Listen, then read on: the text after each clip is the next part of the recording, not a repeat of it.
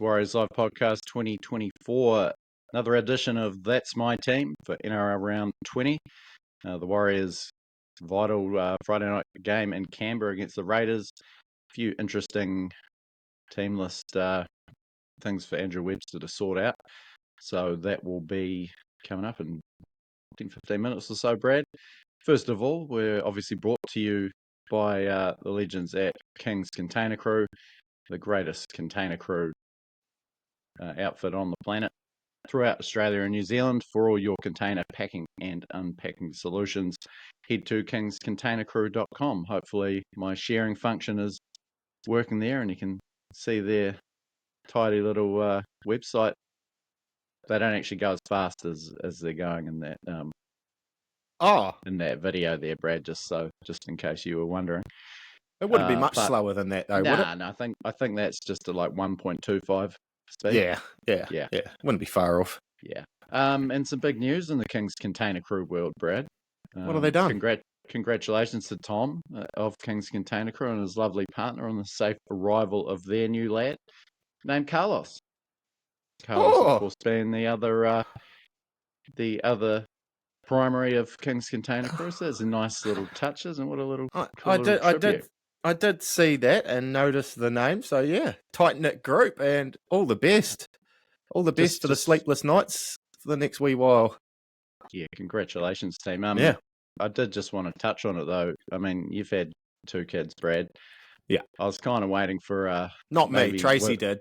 I didn't. Well, yeah. I thought maybe Otis might have been called Will, but yeah, sidestep that one.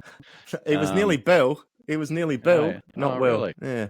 Yeah. I guess Tom and Carlos are just a lot closer than you and I.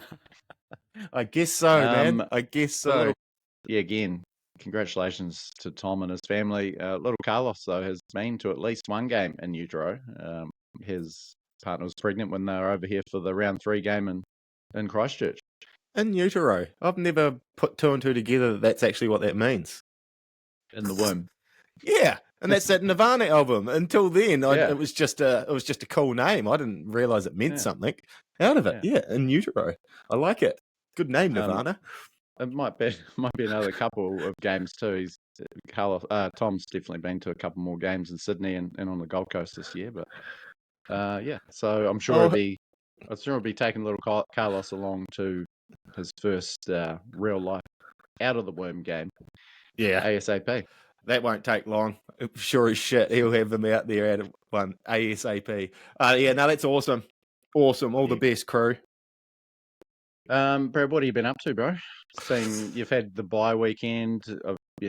Today was the first time I talked to you in about 4 or 5 days. It's been a while since we've gone that long without speaking.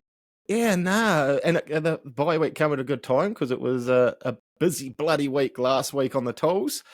And then I was knackered for the weekend. I actually got down to the Oval here, Kensington Oval, for the South Island Under-18 League tournament and watched West Coast play a couple of games in that. Coast took it out. There was only 3 teams, Southland, Otago and the West Coast. Canterbury couldn't make it. But they took it out, beat Otago twice and Southland twice. And good things happening on the West Coast.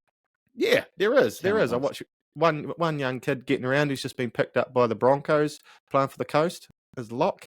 Yeah, he was an impressive footy player, 17-18. So, yeah, there is some good talent, or even through Otago and Southland. Gee, there's some big boys. Wow, absolute. And some of them just gym hard now, eh?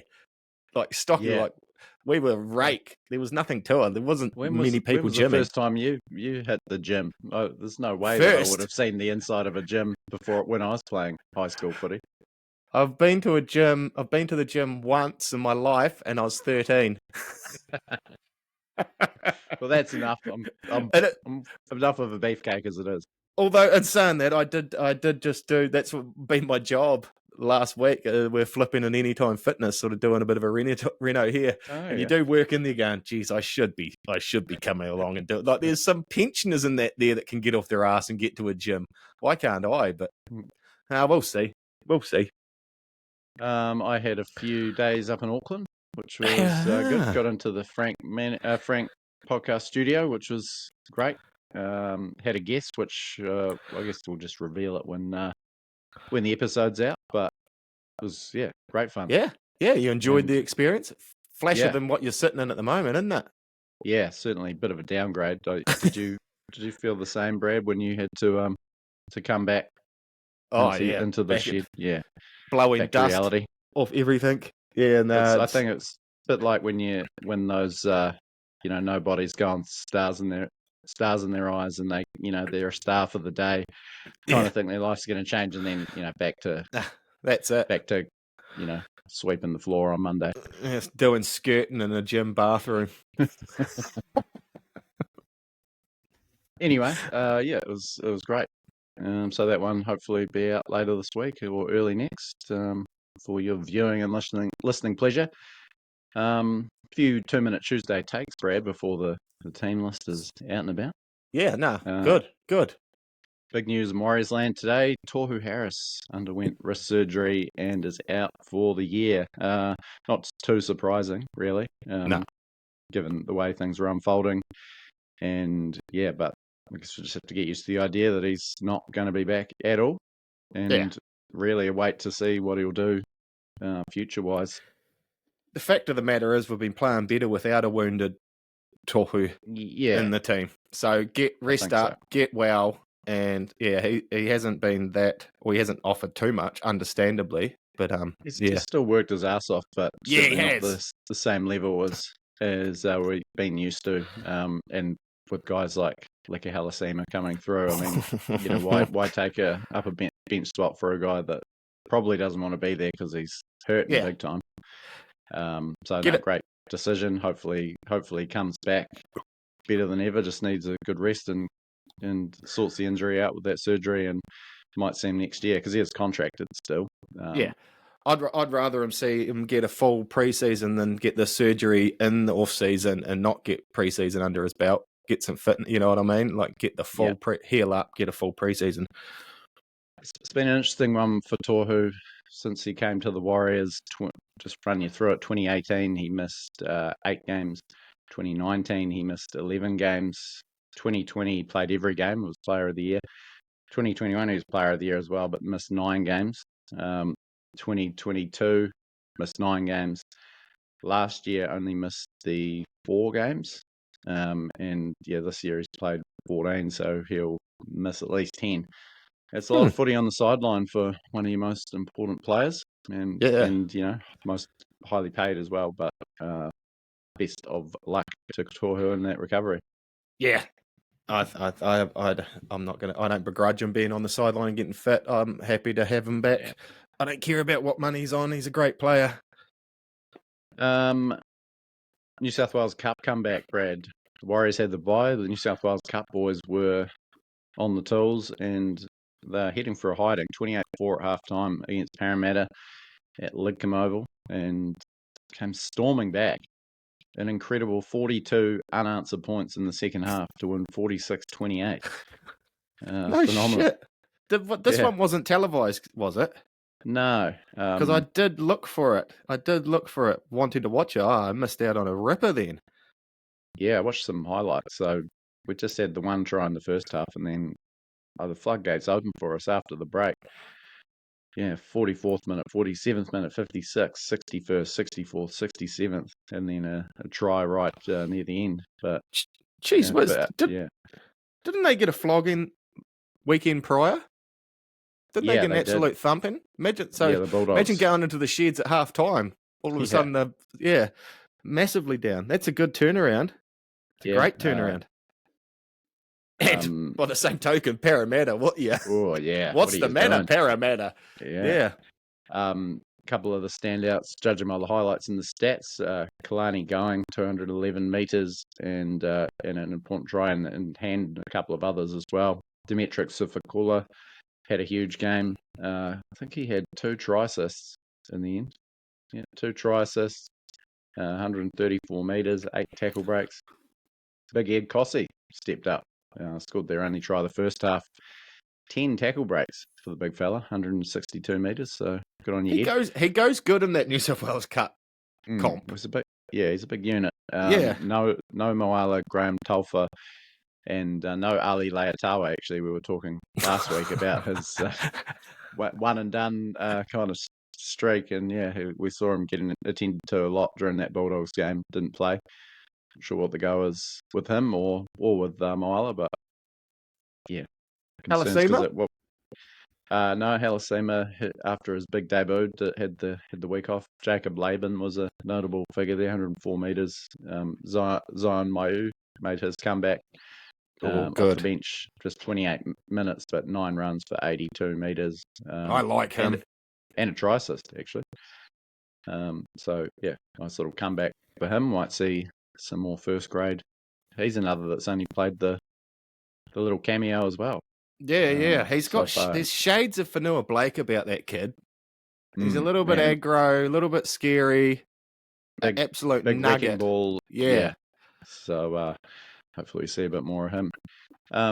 Next 2 Minute Tuesday take, Brad. Adam G. So he was the video ref at the centre of the Tamate Martin no penalty call against James Salmon. Apparently Cameron George was told he wasn't going to. He was going to be dumped for last weekend. Not only was he, and it's a 5-match round, so there's a few referees having a rest anyway.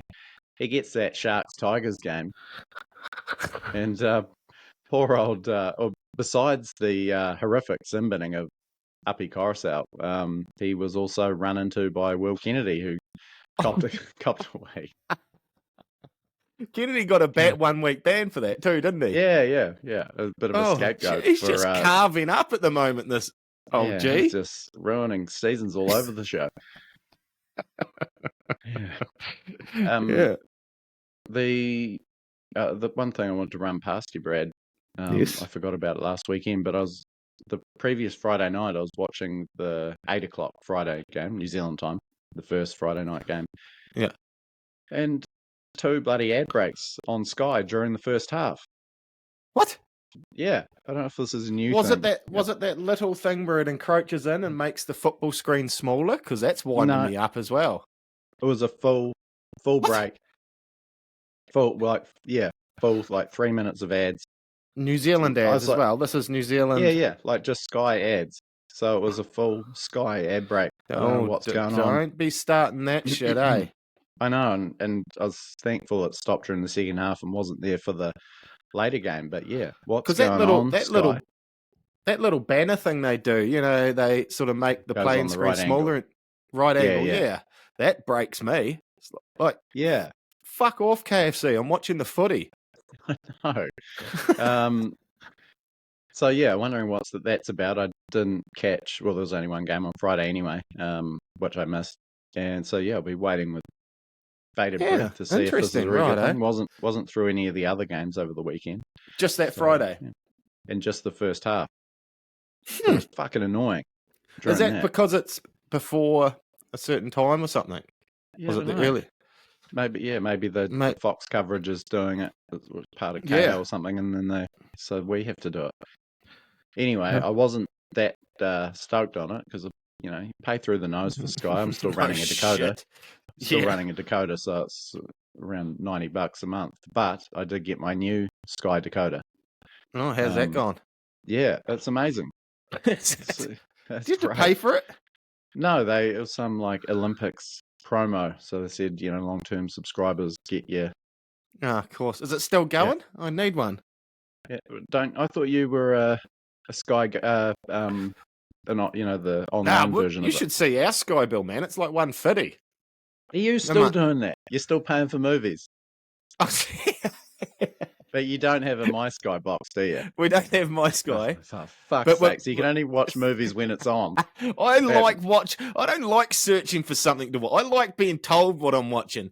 You spend 20 minutes trying to work out what you watch, and then you watch 10 minutes and going, I don't want to watch this, rather than just get what you're given, fucker.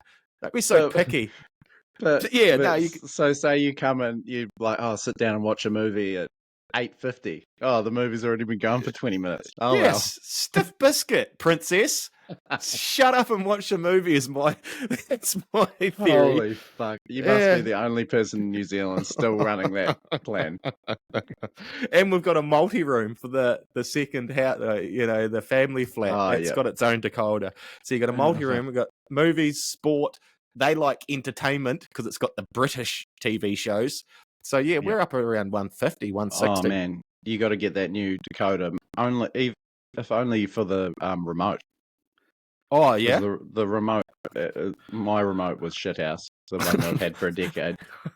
Bane of my existence, and this one is so good. It's like trading in your 1981 Toyota Corona and driving a Corvette out of the lot. Sweet. Right, is it sleek? Yeah. Good. Small and white, and the remote's way sleeker. Yeah, it's good times. Oh, anyway. Sweet. Right. Sorry.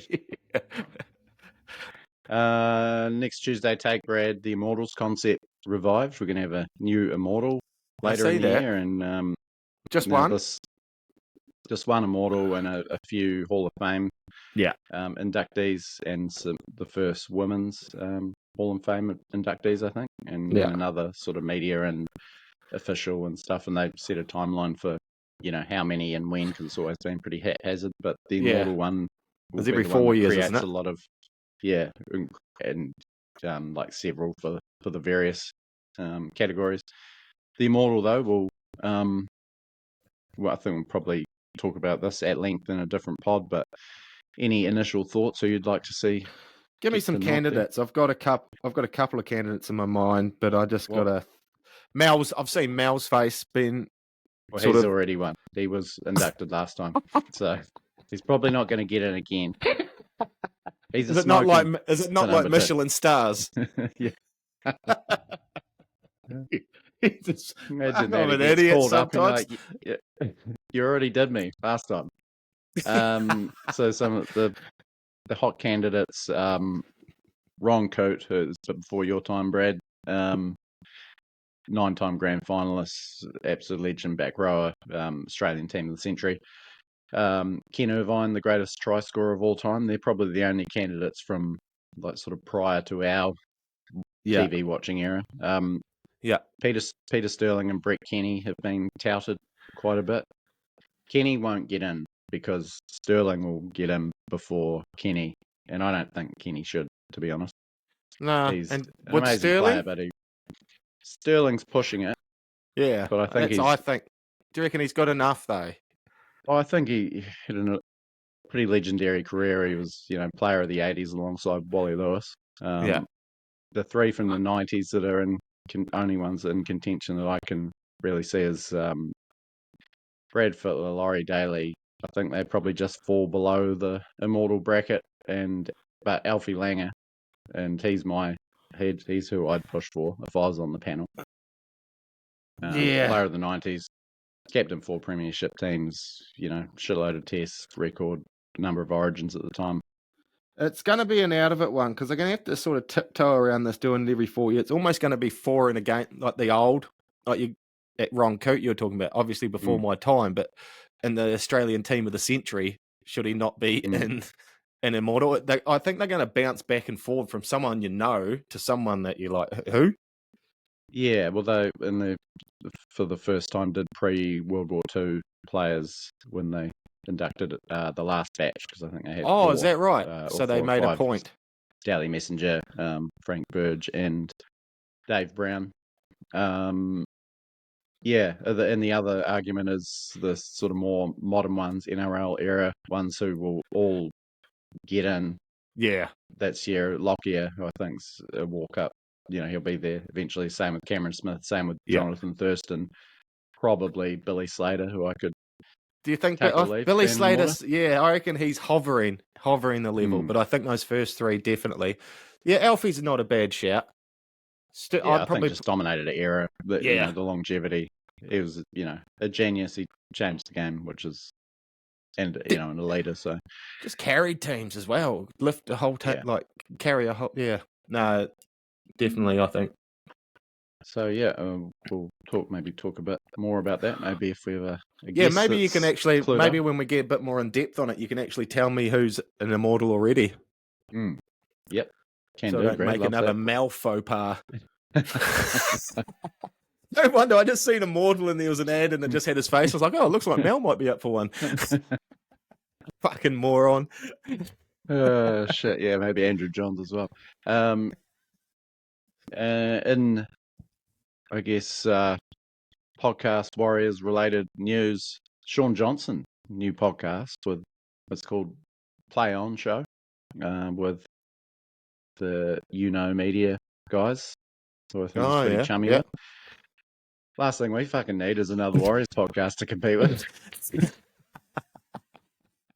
Especially someone with a bit of credit in the game as well. Like, who are these maggots? One lives in bloody Amberley, one's stitching it together in Dunedin. Put bloody Sean John. Hey, cheers, boys. Yeah, sweet. Yeah. Just another fledgling Warriors podcast, is it? Yes. Yeah. Pay the dues. Give it 3 weeks. I give it 3 weeks, mate. Oh, shit. No, good on you, Shawnee. Yeah, worth a listen. Himself busy. And a bit of sad news to finish these Tuesday takes, Brad. Norm Hewitt passing away. Yeah, I did hear that today.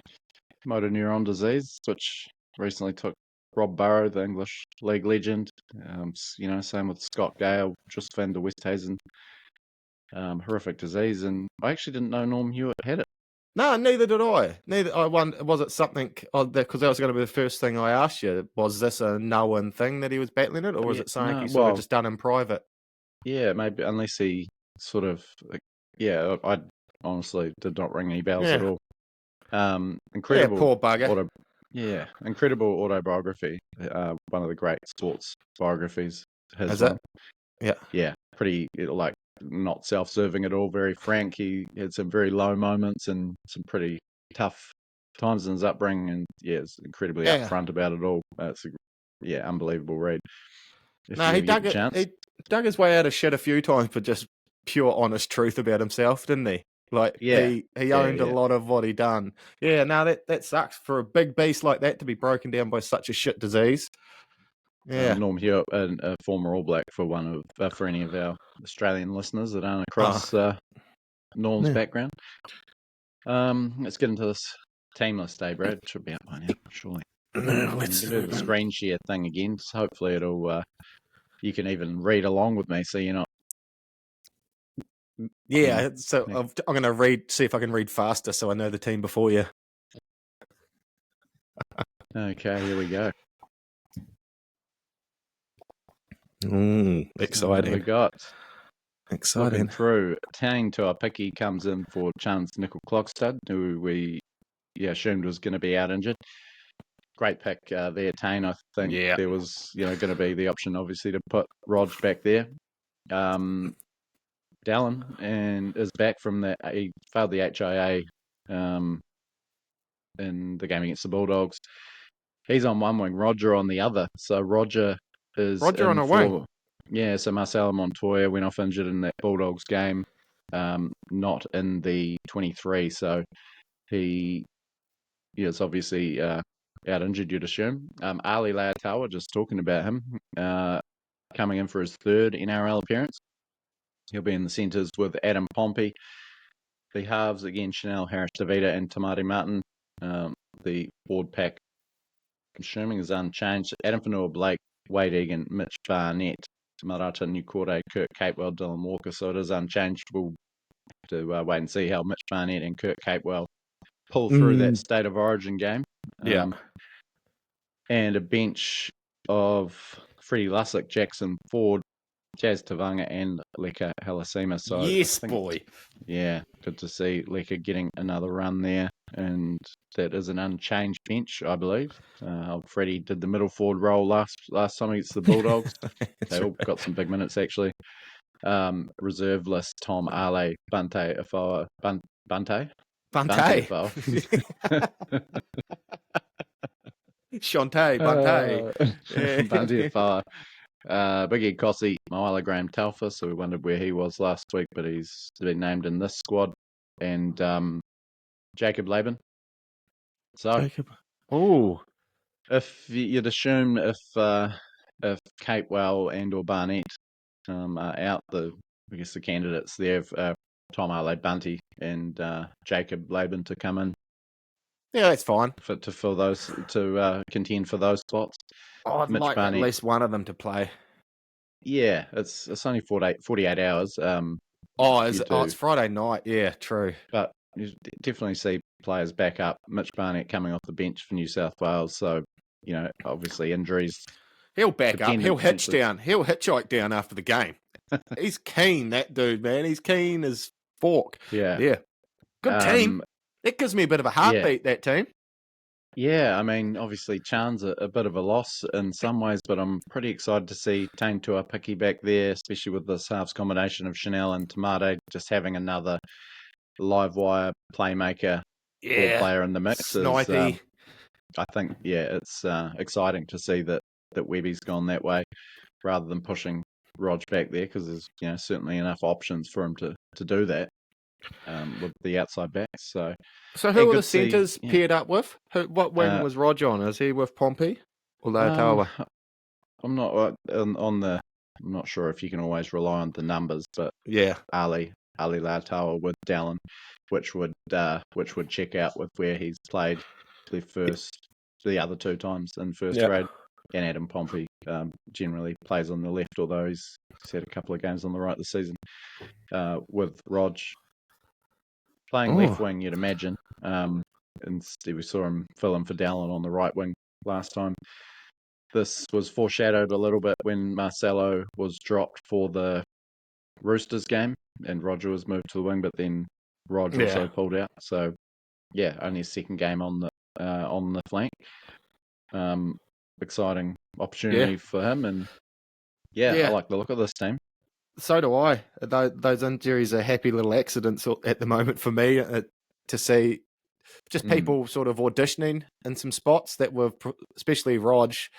It's nice that he's been just slipped out there and has a little audition. It's going to be interesting to see what he can do to bring the ball back and being that one of those early set carrying runs deep in our territory and that. Oh, yeah, he has to be involved. So I like that. It'll be very interesting to see, say they win and play well in their new positions, particularly Tane, Ali Lautawa and Roger. Where Chance comes back, there's the option to play him at centre. Whether Marcelo can force his way back into the team, whether Rocco can force his way back into the team, although he's still on the indefinite injured list with that shoulder. Yeah. Oh, and exciting to see Lecker the Wrecker get another run. What a debut. And has he just instantly leapfrogged Laban for all Laban's efforts playing in half a game? Yeah. You'd think so. I'm not sure. He very much looks like he can play on the edge or in the middle, and whereas Laban sort of seems pigeonholed a little bit as an edge forward. So you'd have to think that he has jumped the queue there. And if he keeps playing like that, it's impossible to leave out of the 17. Shitter of a time, New Zealand time, this game, isn't it? 10 o'clock on a Friday night. That? Yeah, far out. I'm going to be in Nine Eyes. I'll be watching that. Yeah, God, trying to stay awake somehow. And we'll run you through what this means on the ladder and everything. But it is an absolutely crucial game. And the Raiders are in a bit of a funk themselves. And on a big 4-match losing streak at GIO Stadium. They're trying to arrest. Yeah, they've got some dreadful hidings. They lost to Newcastle at home in their last game a couple of weeks ago. In their team list, they've got some big ins. Kyle Weeks at fullback, where he's sort of been played halfback coming into the team, but he's been at fullback for the last couple of weeks. Jordan Rapana and Xavier Savage on the wings. Matt Timoko and Sebastian Chris in the centres. Ethan Strange, the brilliant rookie 5'8". Jamal Fogarty coming back. Oh, of course he does. Yeah, awesome. That's great news. And as always, a pretty impressive looking forward pack. Josh Papali, Tom Starling starting at hooker this week. Joseph Tapani, Hudson Young, Elliot Whitehead, and Morgan Smithies. And an interchange of Danny Levi, Trey Mooney, Ata Mariota, and Zach Hosking. Probably a bit more from us off the bench, I would say, with Halasima in there. Although, pretty solid looking 17 for the Raiders, but they're in pretty average form. Yeah, it's quite a puzzling one, the form of the Raiders, because they were going quite good, weren't they? When They've they been sitting either pretty terrible tight. or ridiculously gritty. Yeah. Just looking at their recent results, Brad, and obviously we had that tough 18-10 win over them in Christchurch earlier this season in round 3. Yeah. But yeah, they've lost 4 on the trot now, so they've slid down the ladder. Lost to the Cowboys heavily at home. Pumped by the Tigers at Campbelltown. That was a shocker. Pretty decent effort. 16-6 loss to Melbourne down there, and and then edged out by Newcastle at home. So in a hole, coming off the bye like us. Oh, Yeah, interesting. big So game. So how many points are they on? Are they a point ahead of us? Looking at the ladder, Brad, it is Raiders in 11th on 20 points, behind the Knights on 4 and against, and we're on 19 points in 12th. So yeah, obviously a chance for us to leapfrog the Raiders there, and yeah, it's massive. I know we've said it for a few weeks, but lose this and maybe season over. But this time, if we lost this one, and then if we lost this one, definitely next week, we got to win that. But okay. So this is our last chance before you have to win every one of them. I think so. I may as well tell you now. I sometimes do it earlier, sometimes later. Well, last season, obviously, because I might have done it earlier last season because I was thinking what can get us the minor premiership rather than can we make the 8? Yeah. So I did my ladder predictor for the first time. Yeah. I've done that every now and then. I've done that. How did we wash up? Well, so I gave us wins in every game except for Manly away and Cronulla away, and we still come up short. Oh no!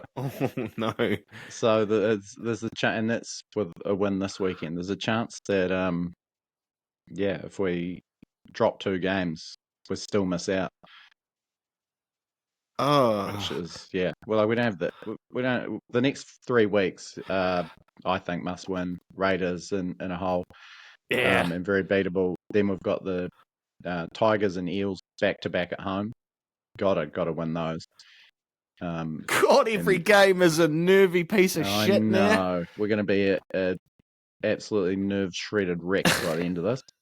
And then, and I've even got Dolphins away as pretty much a must-win. And, the Dolphins are no easy beats. That's at Suncorp. Then, a bit of a... Well, it's not too bad. I mean, it could be much worse, but Manly, Canterbury, Cronulla are the last 3 games. And the only one of those at home is against the Bulldogs. In our second last game, we got the last round bye, which is handy. But I think we definitely need to start death riding teams and focusing on other results. Yeah. So who are we supporting for the year? Yeah. Well, it's either the first, number 1 and 2. Take you through the weekend's results or the weekend's draw to see who you want to barrack for. Saturday, so that's the only Friday game. There's no Thursday game with Origin 3. Origin, Rabbitohs Tigers. So probably. I mean, I think the Rabbitohs are going to run out of steam, especially without Latrell for a few weeks. But they've got the Tigers. You may as well go for the Tigers just for Benji's sake and to completely knock South out of contention. Although it might be handy if South sort of stayed semi in contention to knock over some other teams with a bit of motivation. So maybe you do want the Rabbitohs to carve up. So that one doesn't matter. Nah, kind of so inconsequential. Knights Broncos is a huge one. So the Broncos have fallen behind us. Yeah. On the ladder, down to 13th. The Knights. Oh, Kevy's back on the durries. Yeah. He swore off them. He's been back on them. He's on the rope. So, poor old Kevy. Yeah. So if we win, we stay ahead of the Broncos regardless. In that case, we'd probably want the Knights to lose so we could jump ahead of them. Although I think the Broncos are probably more of a danger moving forward. So it might be one that you want the Broncos to lose. Geez, they've lost 6 straight. This is really dire straits for them, and they've got their 4 best players backing up from Origin this week, although the Knights have a few too. Down in Newcastle, it's a big one. Storm Roosters, pretty inconsequential. They're both going to finish top 4 unless the Roosters completely fall apart. So, big game, but a bit of fizzer as far as the Warriors are concerned. Panthers, Dolphins. We need Panthers. You want the Panthers. Yeah, we need teams to drop out, and Dolphins are probably one of the prime candidates because they've got such a tough draw. Yeah, you really want the Panthers to get the job done here. Do you know what? Rest all their Origin players. I've changed the mind on Lilawai with Cleary being out injured. He's pulled his head in and he's sort of running that team. I think he is a good buy for the Tigers all of a sudden over the last few weeks. I think he's gone all right. He's so good you've even given him an extra syllable in his surname. Luai. But yeah, sorry, Luai. He's impressed me though for the Panthers. He's sort of packed away his dickheadness a little bit, and he's being a bit more of an elder statesman. Yeah, it's been good. Certainly shaping as a better buy than what I initially thought for the Tigers next year. Yeah, exactly. But yeah, big one, especially if Cleary doesn't mind resting an Origin player, so there's an opportunity there for the Dolphins. But yeah, be going for the Panthers for sure. Yep. Seagulls, Titans. Now the Titans are actually creeping up. They're only 1 point behind us, but a bit of a false economy for them. Kind of like the Rabbitohs, they've used all their buys. Have they? They're probably going to struggle. So I think we can safely go for the Titans. Yeah, to beat Manly, who are 7th, and we need to claw back us now. Are they? Yeah, they're actually doing bloody well. And yeah, my later predictor had Manly finishing outright 6th. So, but that was with a win over us. So yeah, definitely Titans this weekend. It'd be great if they could get the win. And another crunch game as well. The 8th place Cowboys hosting the 5th place Bulldogs. Cowboys just inside the 8 on for and against. So, I guess you can't. Well, probably one. If you think that the Bulldogs can tumble, you don't mind the result in that one. But if you're assuming the Bulldogs are going to get up and cement a spot, then you probably just want them to take care of the Cowboys because we've got to get ahead of them somehow. That'd be a good game to watch. It's a good watcher. Just looking at that, that's probably my. What was that? 8:15 on a Sunday though. Is it? Oh, that's a dog shit game. Yeah, it's a triple header on Sunday. You're putting recycling out and friggin' packing up the house and getting ready for work. Yeah. Nevertheless, chuck it on the background. It's crucial in the context of the season for many teams. So that's where we're at, Brad. Sweet. Yeah, exciting times. Origin tomorrow night. Are you is Mitch Barnett's debut enough to get you to stay up till? I'll watch the first. I'll watch until I'm tired. Yeah, that may be 20 minutes. It may be first half. It may be I haven't made the full game, but yeah, I'll watch a little bit. I just don't care about the result. It's a pretty massive decider as far as deciders. Yeah, it is. What do you reckon? What do you think? I think Queensland will get up at home. Yeah. We've seen them get pumped in game 2, especially at neutral venues a few times, and then wipe the slate clean for the decider. I think it'll be a cracking game though. I think at Suncorp that record is just too strong. I don't think New South Wales can replicate what they did in the first half. No, at the MCG, and I don't think Queensland will be as bad as that. But yeah, man, it'll be nice and fiery. I'm looking forward to it. Who ended up coming at centre for New South Wales? Bradman Best. So yeah, I think if Latrell was still there, I'd think that New South Wales had the cattle to do it. But Best is good, but wasn't he under an injury cloud? He was initially. I think. Yeah, has he come all right? Yeah, okay. I think. I don't know. Latrell would have been. I think you're right. Although that's Spence and Lenu. Spence, he can lift. No, he is crazy. That guy. Yeah. Well, I think the bench comparison is probably the most interesting aspect of the lineups because Queensland have gone with Hunt and Ponga on the bench, Harry Grant with Hunt starting and Ponga on the bench. So 2 forwards on the bench. Yeah. Really. And then, New South Wales have got that beastly bench of just firebrands. Barnett. Yeah. Who else have they got? Did you see Connor Lenu Watson's the a other utility. game? Lenu the other week for the Roosters, his kick returns off the kickoff. And he was fizzing up and pumping up the crowd. He just wanted us like, fuck, you are a maniac. Yeah, it's like a throwback to Paliacina, but when you look at his face, it looks like someone that's had too many amphetamines or something. He's so keyed up. So it should be explosive one on Wednesday, and super pumped for Mitch Barnett, my favourite New South Wales player of all time, that's for sure. And hopefully he gets some decent minutes. I'd love to know what Madge's plan is, because obviously he can play middle or edge, and Alakoadu, who he replaced, as a strict sort of edge forward and didn't have much of an impact in the first two games. And Capewell getting the start for Queensland, so you'd assume he's having big minutes. And it's funny how a lot of Warriors fans don't see the value in him, but Billy Slater sees a lot of value in the dude. So he's got to be doing something right out there, doesn't he? Yeah, we had options too, Billy. Like David Fafita overlooked for the whole series. Jaden Seward dropped for this last game. He played all right. To essentially bring Ponga back in, and then Capewell got the start. So, Capewell played well, I thought, in game 2, and great just job for us, isn't he? Out wide. Yeah, that versatility probably gives him another tick. But big Origin, all right. Mix and pick, Brad. We've had the week. Oh, did you play the buy round? Mix and pick game was just for fun, no prizes, but it was a good game nonetheless, and a good turnout actually. 140 odd. Well, I didn't even ring you once until today. I just disappeared.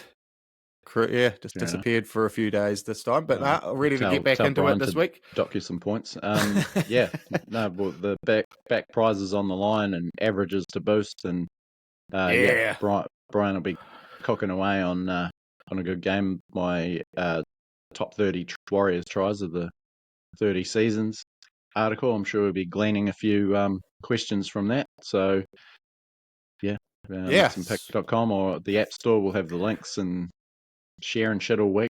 But get into it. We topped 200 last game, so that was an exciting little milestone for the game.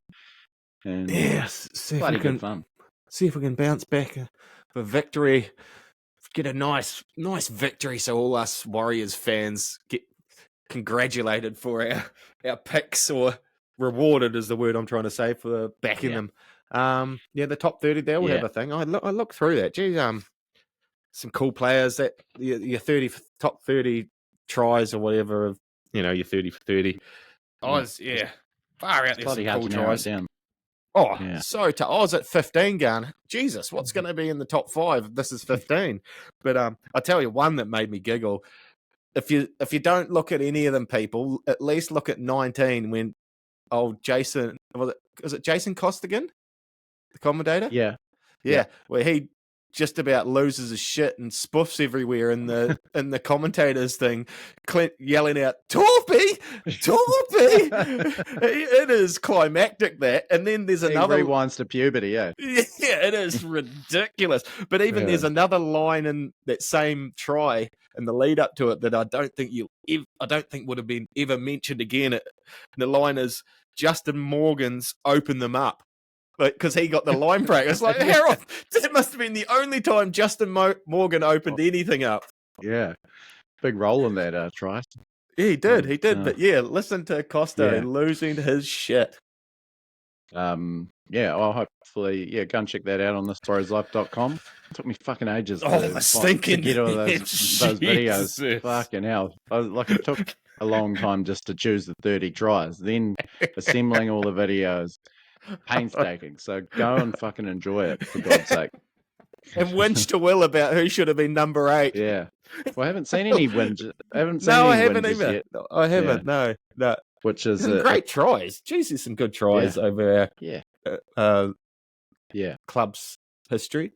Yeah, I'm sure there's plenty that I missed, and some brilliant ones that kind of get forgotten because they weren't sort of super important or didn't get replayed that much. And there was a few that I couldn't find any YouTube or Twitter footage of, so I had to. I've seen 2 of the top 5 live. That's not bad going, eh? No. Which ones were they? Johnson. The Kevin Locke and the Johnson one. Kevin Locke and the Johnson, 5 and 4, You're with me for that Johnson one, and the Kevin Lock, not the Roosters one, but the one he finished off in the same game as the Johnson solo try at Suncorp. Oh, was that From in the Maloney, same game? Trip and Chase, yeah. Oh, same half of footy. No shit. I didn't even put two and two together there because I had made a jot down. Footage is a bit grainy of that one. Try 20, that little flick pass that Locke does. Oh, in the semi against the Tigers. Yeah, that's what I put beautiful. down from Locke. Yeah, no, good. Very heavily actually locked in that countdown. Reminds you what a special player he was. He was so good at speed, so balanced. He just looked like he was meant to run, didn't he, that kid? Not like me. You should see me running. Probably look like Phoebe or Friends running through the park.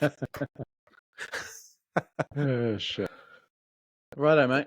Go and have some tea, mate, and we'll catch up. But I guess I might have to give you a call on Friday night to keep you awake for kickoff. I'll be at Tally's house, the Raiders supporter. I'll have to set up a little secret bug there so I can get some footage of him blowing up the Lux. A little camera at floor level, sort of by the coffee table, facing up at him would be appreciated.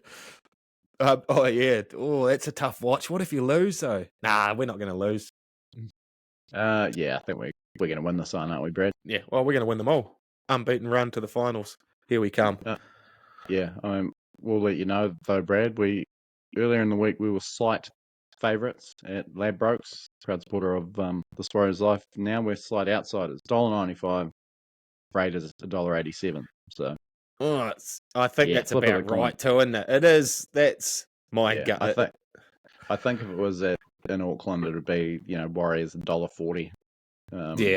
It's tough. Raiders in a hole at home. We've won our last 3 against the Raiders, and we've won 4 of our last 6 in Canberra. So it's always pretty dramatic, though. Remember last year's that Jared Croker's 300. That's right. And then the first half onslaught and carved them up. And was it the year before when they had about 8 players injured? We slowly hauled them back over the span of 80 minutes? 2021, yeah. Was it? Tally out here for that one. 21-point comeback, biggest in our history. Yeah. And then going back, still in the streak, there was the Sean Johnson 2 field goals in the last 3 minutes to beat them by a point. So it gets dramatic. We've dirtbagged them lately, to Canberra. Absolutely dirtbagged them. Oh, well. I look forward to it. Either way, footy's back. Yeah. Time's off. It's time to get thinking about the season and finish with a flurry, hopefully. Yeah. Not sure what the podcast plan is this week. Maybe have a little something later in the week, as well as the one I recorded at Frank Studios last week. Coming out sometime, but stay tuned. Thanks for joining us. Thanks to King's Container Crew. And welcome again to little Carlos. And thanks to you, Brett. Go and have some tea, mate. No worries, brother. You look after yourself, man.